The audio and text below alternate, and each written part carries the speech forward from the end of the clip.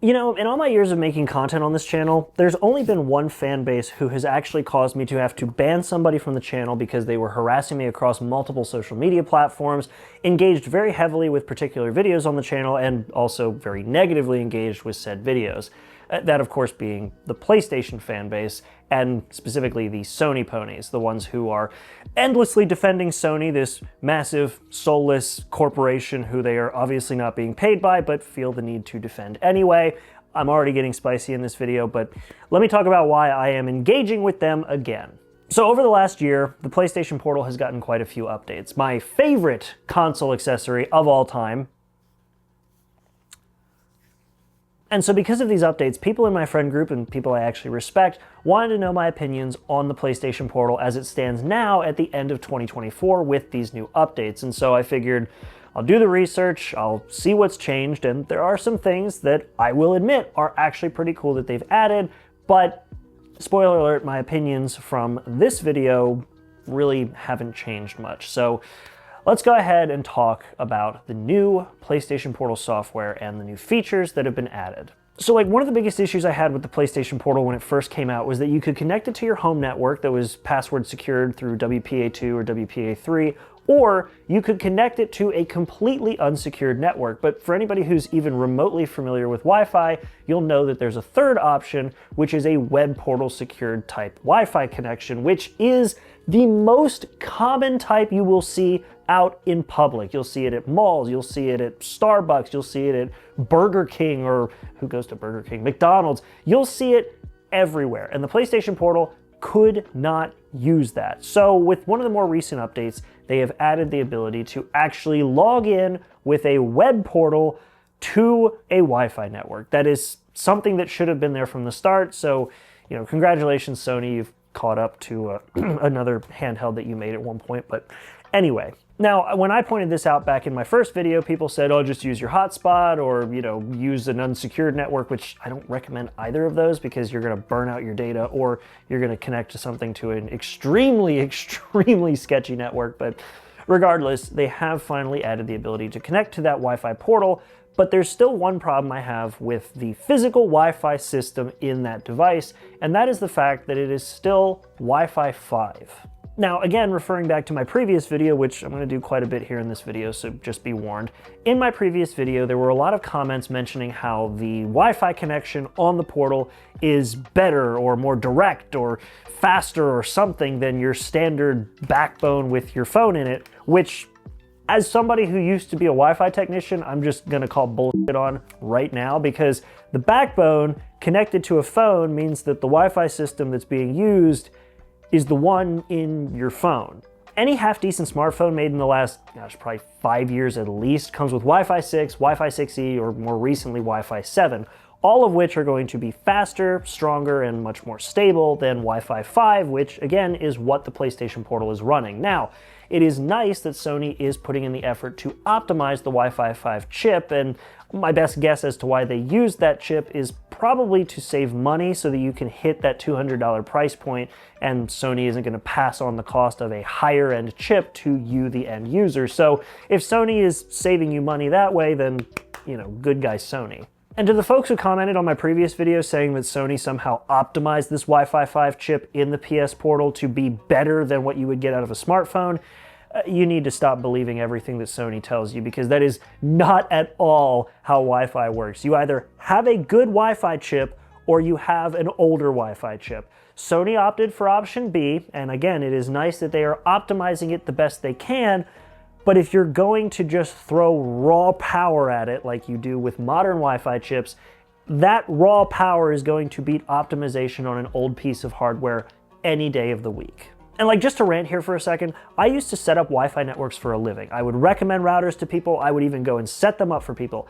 And the number of times I would see people who would read the marketing on a Wi-Fi router that was spec for spec worse than what I was recommending, and they'd believe it because the marketing told them, even though I could sit there and in painful detail explain to them why the numbers showed that this was better than this, they would believe the marketing. And that is what people do all the time with the PlayStation. I see it everywhere, and it pisses me off everywhere I see it, but For the people who want to get a good piece of hardware, you have to look at the specs and have some level of understanding. You can't just read the marketing and say, oh, well, they're optimizing this chip, so it's going to be better than anything else I get, like a backbone with a smartphone in it.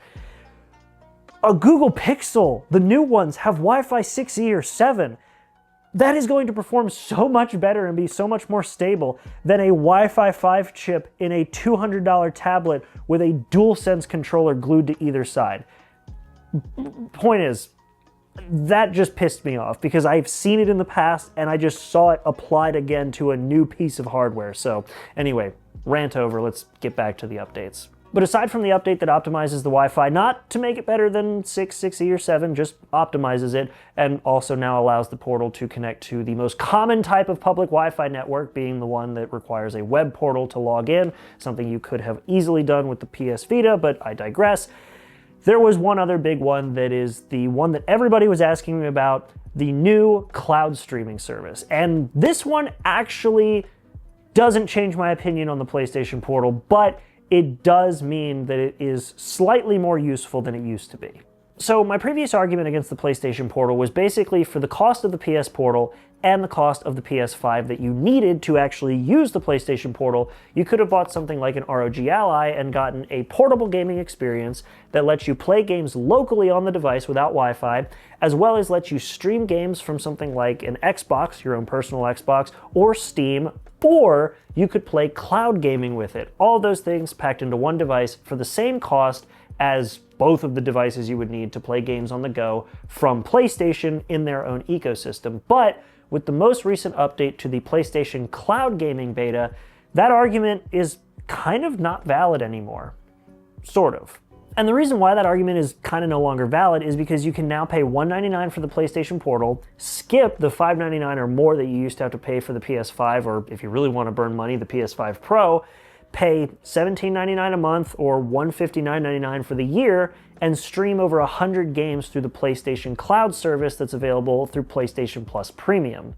Now, in my opinion, this should have been a feature that was available on launch of the PlayStation Portal, because that would have made it seem like a much more worthwhile device than basically buying a $200 tablet with some console controllers glued to the side so that you could play specifically off of your $500 console that is sitting in the same room as you and not be able to play it at your coffee shop because they use a web portal-based Wi-Fi login.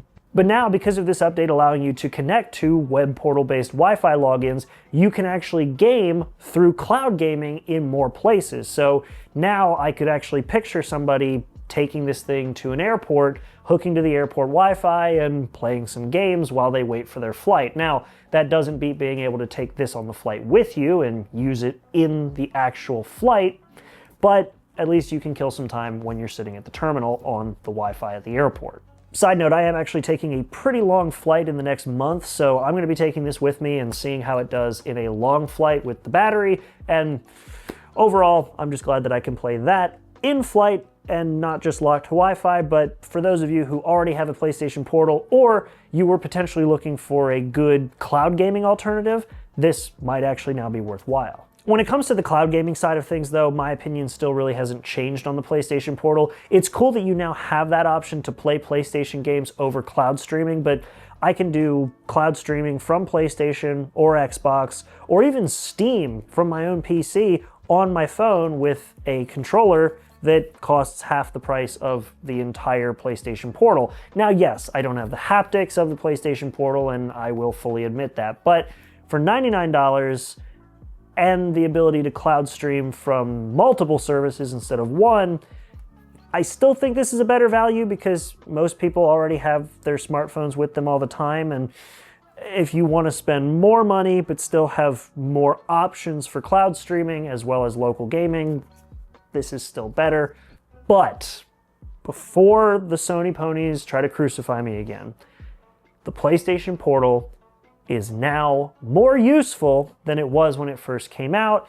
Now you have more ammo to vehemently defend it when people say that it is just a useless paperweight. You now have cloud streaming and public Wi-Fi connectivity available on your paperweight. I'm kidding. mostly.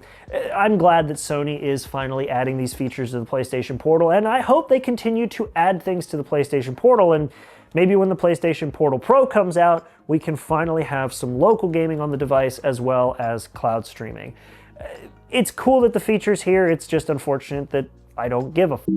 I mean, I already said in a previous video that I sold all my modern consoles, and for games that I really do want to play from Sony, well, I'm not playing Sony games anymore because I am basically boycotting them as a publisher for a lot of the things they've done. And I still hold very firm to the fact that Sony is one of the largest anti-consumer conglomerates to exist.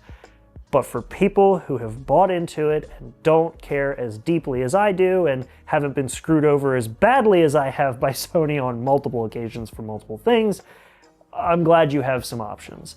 I'm going to stick to my backbone and my phone, and I'm going to stick to my ROG Ally, and if I really, really get the hankering for some PlayStation portable experiences, I'll whip out the PS Vita. But until they actually make a PlayStation Vita 2.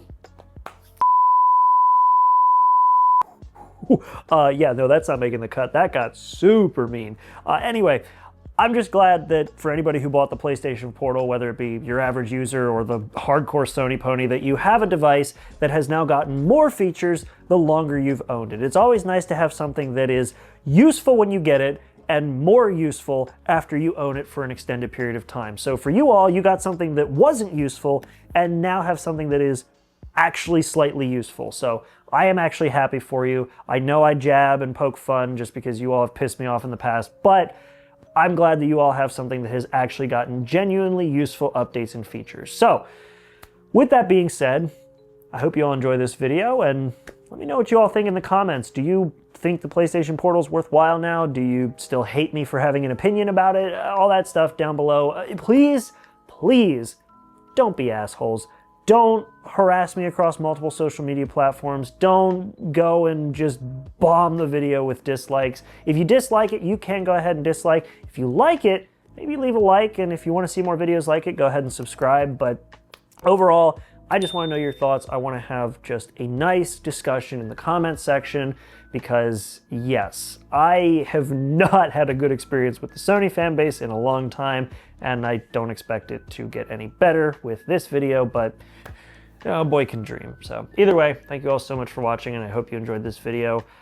Hope to see you in the next video, but until then, I guess you can go check out some other stuff. You know, I compared Xboxes in a previous video. You can check out the original PS Portal video as well as some other stuff I've got here. But either way, I'll see you on the next video. Make sure to be there and have a good one.